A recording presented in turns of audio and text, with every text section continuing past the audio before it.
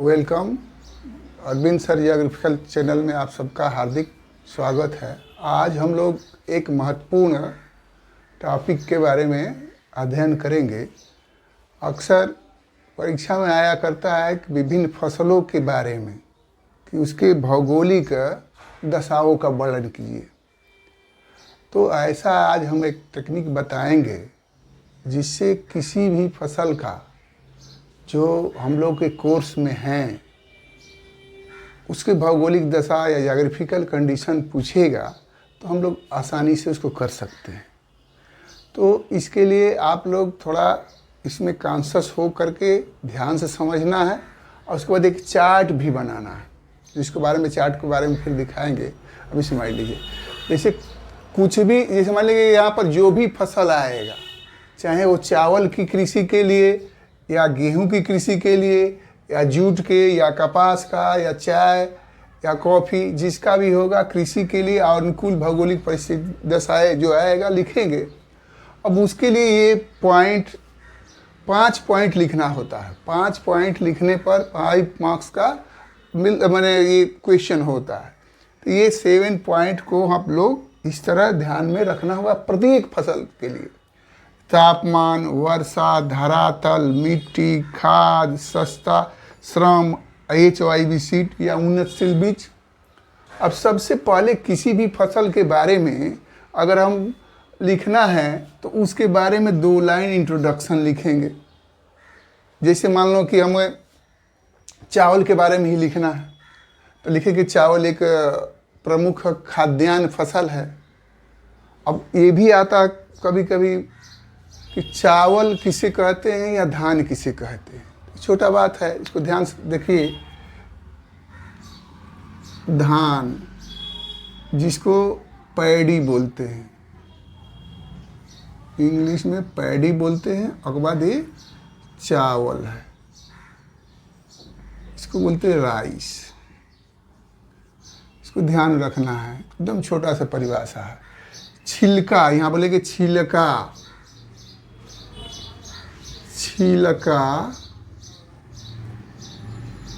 सहित, छिलका सहित चावल को, चावल को धान कहते हैं।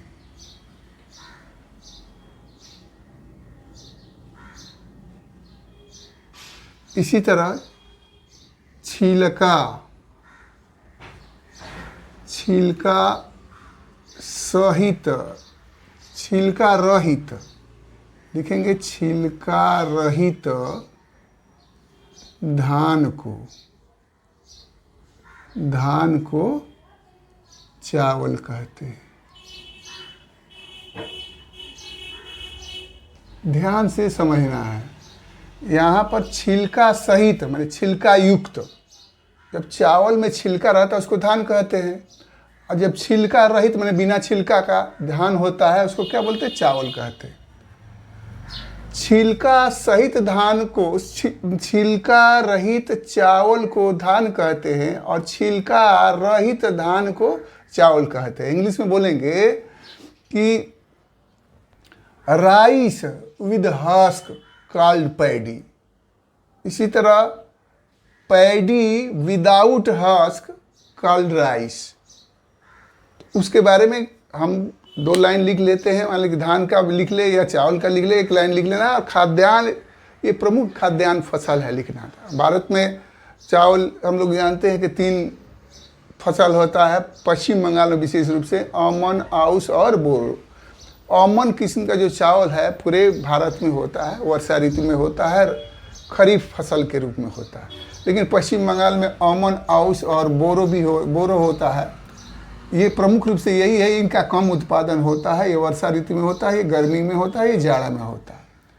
तो हमें ये किसी भी फसल के बारे में ये पॉइंट हमको लिखना है। इसके लिए एक चार्ट बनाया गया है।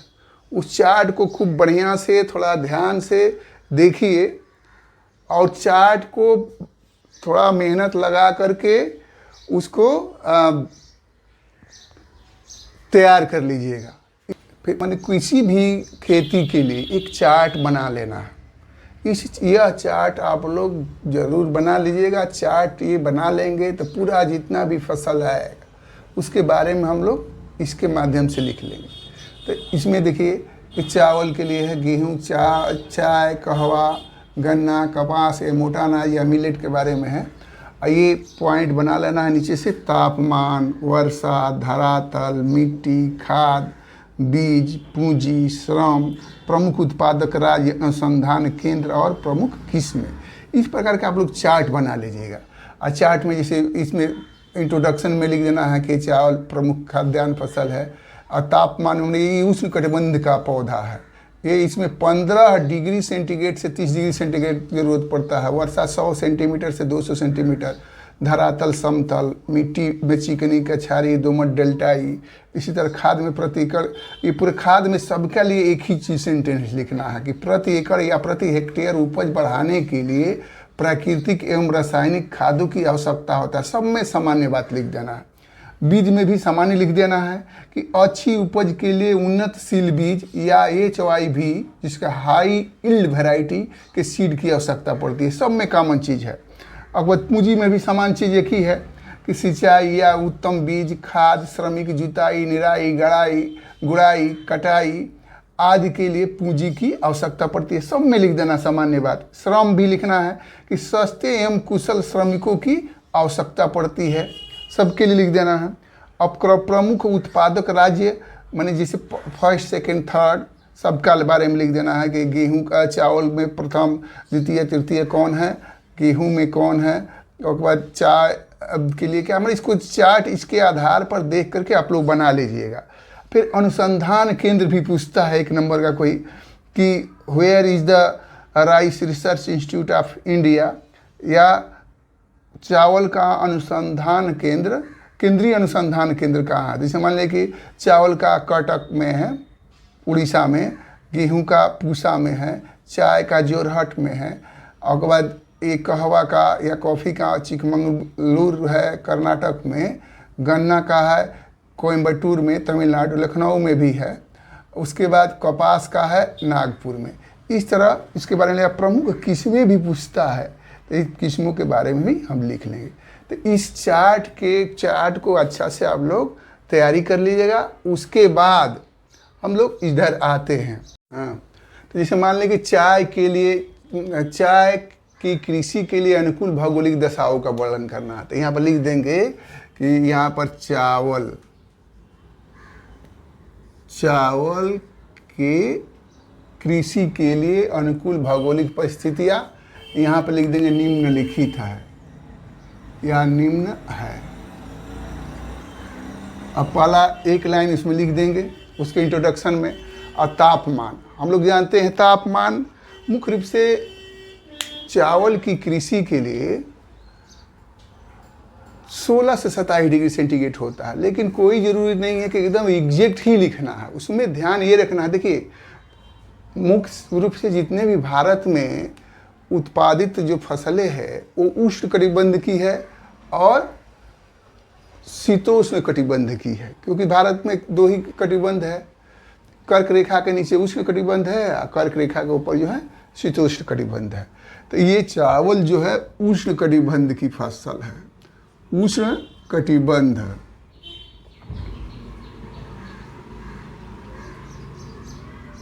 कटिबंधीय फसल है ये।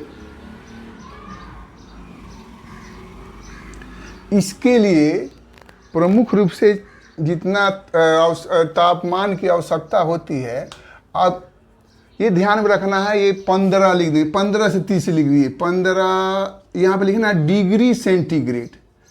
इसमें वर्षा में सेंटीमीटर, इसमें डिग्री सेंटीग्रेड। 15 डिग्री सेंटीग्रेड से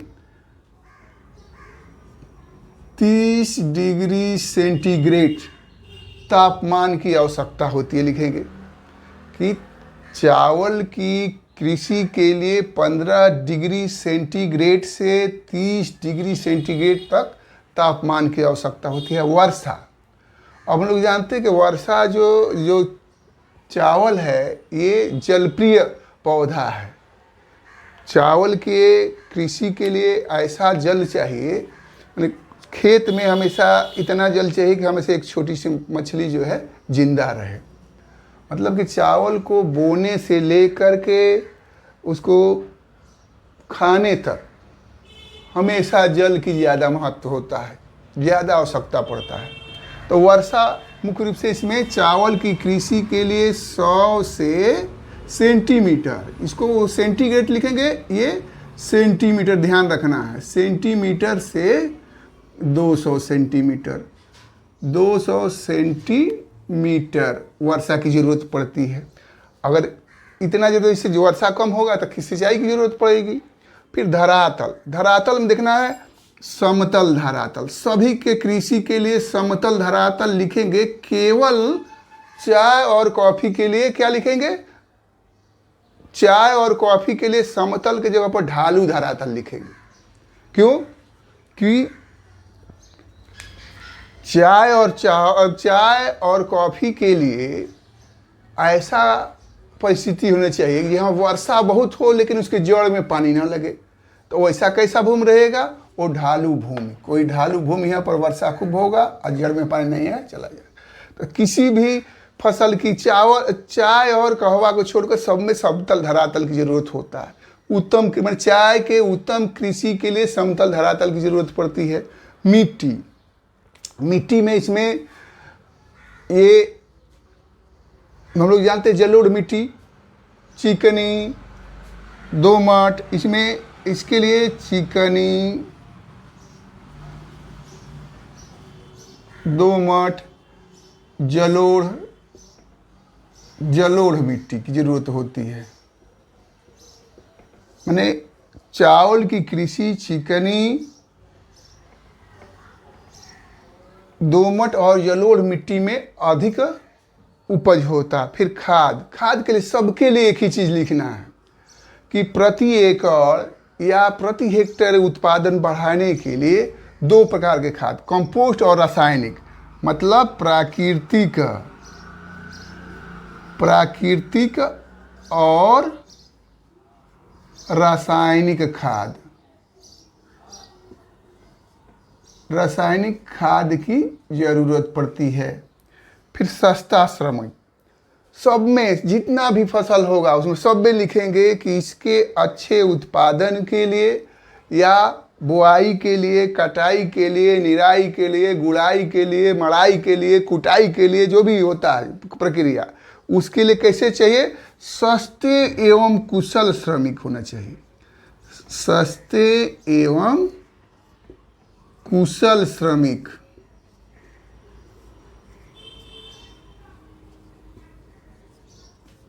श्रमिकों की आवश्यकता पड़ती है। और उसके बाद लिखेंगे, अगला पॉइंट है HYV सीड, माने हाई विल्ड वेराइटी, माने उन्नतशील बीज। अच्छी उपज के लिए उन्नतशील बीज की जरूरत होती है, उन्नतशील बीज की आवश्यकता होती है।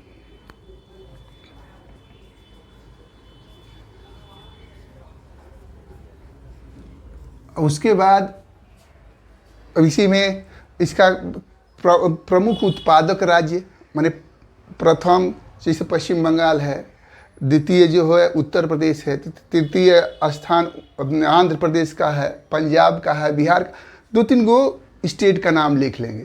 फिर अनुसंधान केंद्र भी इसमें जैसे बताए हैं उस प्रकार लिख लेना है। पूछता है चावल का केंद्रीय अनुसंधान केंद्र कहाँ है, तो लिख देंगे यहाँ पर कटक उड़ीसा में। और बाद प्रमुख इसमें भी लिख लेना है। तो ये हुआ चावल का। अगर फिर इसी तरह हमें लिखना होगा मान लीजिए गेहूं के लिए, इसी को हमें गेहूं की कृषि के लिए पूछ देगा कि गेहूं की कृषि के लिए, तो यहाँ पर गेहूं लिख देंगे। यहाँ पर गेहूं की कृषि के लिए अनुकूल भौगोलिक देश निम्नलिखित है। अब यहाँ पर इसके बारे में 2 लाइन इंट्रोडक्शन लिखेंगे। गेहूं चावल के बाद प्रमुख खाद्यान्न फसल है। उसके बाद इसका जो तापमान है ये ध्यान रखना, कोई जरूरी नहीं है 10, 15 और के बाद 22 या 25 लिखते हैं, तो आप 10 से लेकर के यहाँ पर 10 डिग्री सेंटीग्रेड, अब ध्यान रखना है तापमान को हमेशा डिग्री सेंटीग्रेड में लिखेंगे। 10 डिग्री सेंटीग्रेड से यहाँ पर 25 डिग्री सेंटीग्रेड, इस तरह बोते समय 10, बढ़ते समय 15 और काटते समय 15 डिग्री 25 डिग्री सेंटीग्रेड। लेकिन कोई भी ज़रूरत नहीं है, आप लोग यही लिख सकते हैं 10 डिग्री सेंटीग्रेड से 25 डिग्री सेंटीग्रेड तापमान की ज़रूरत होती है। वर्षा, इसमें वर्षा कम ज़रूरत पड़ती है, तो इसके लिए क्या लिख देंगे 75 डिग्री से 150, यहाँ पर 75 सेंटीमीटर से 150 डिग्री सेंटीग्रेड तापमान की ज़रूरत है। धरातल, गेहूं के उत्पादन के लिए, अच्छा उत्पादन के लिए समतल धरातल की ज़रूरत पड़ती है। मिट्टी, तो मिट्टी में हम लोग जानते हैं कि गेहूं के उत्पादन के लिए प्रमुख रूप से दोमट मिट्टी भी लिखेंगे तो हो चलता है, काली मिट्टी भी लिखेंगे, जलोढ़ मिट्टी भी लिखेंगे तो इसके जगह पर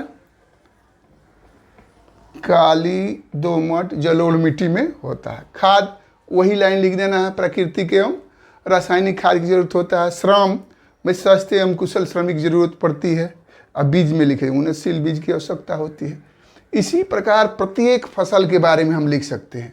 अब मान लीजिए चाय का ही लिखना है, इसके बाद यहाँ पर चाय लिखेंगे, यहाँ पर लिखेंगे चाय के कृषि के लिए अनुकूल भौगोलिक दशा है। तो अब इसमें तापमान ये ध्यान रखना है कि चाय के लिए अब 20 से 30 डिग्री सेंटीग्रेड, यहाँ पर 20 से 30 डिग्री सेंटीग्रेड की ज़रूरत पड़ती है। 20 से 30 डिग्री सेंटीग्रेड, यह हमेशा ध्यान में तापमान को सेंटीग्रेड में लिखना है।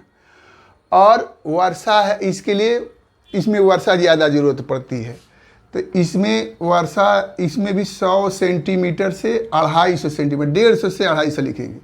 चाय और कॉफ़ी में 150 से 250 सेंटीमीटर, 150 सेंटीमीटर से 250 सेंटीमीटर वर्षा की ज़रूरत पड़ती है। और उसके बाद चाय और कॉफ़ी में कैसा धरातल चाहिए, ढालू, जिससे जड़ों में पानी न लगे। इसके लिए चाय और कॉफ़ी के लिए ऐसा धरातल होना चाहिए जिसमें वर्षा तो खूब हो लेकिन उसके जड़ों में पानी ना लगे। उसके बाद ये हो गया मिट्टी। अब मिट्टी, इसके लिए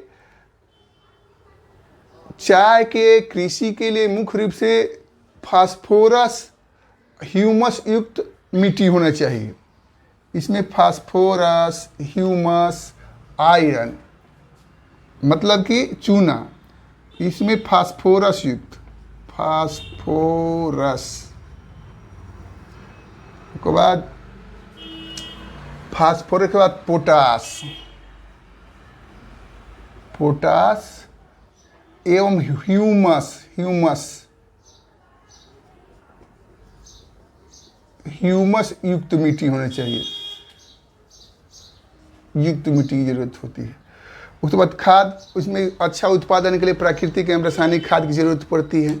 श्रम में सस्ते एवं कुशल श्रमिक की आवश्यकता पड़ती है, लेकिन चाय के लिए विशेष रूप से औरतों का, लेडीज का, श्रमिक का होना जरूरी है, क्योंकि वे इसकी जो पत्तियां चुनी जाती है इसमें कोमल हाथों से चुना जाता है, इसलिए श्रमिकों में इसमें महिलाएं की प्राथमिकता दी जाती है। HYBC सब में यही रहता है। इसी प्रकार हम लोग कॉफ़ी के बारे में भी लिख सकते हैं, शुगर कैन के बारे में या गन्ना के बारे में लिखते हैं, काटन के बारे में लिख सकते हैं।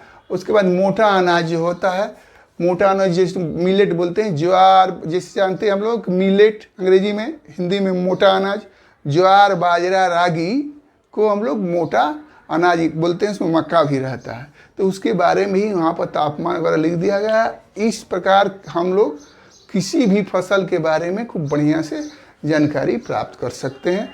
इस चार्ट को आप लोग अवश्य बना लीजिएगा। और उसके बाद अगर ये आप लोगों को समझ में आ गया होगा तो अरविंद सर चैनल को सब्सक्राइब करिए, लाइक करिए और कमेंट अवश्य करिए, जिससे हम प्रोत्साहित होकर के अन्य वीडियो भी बना सकें।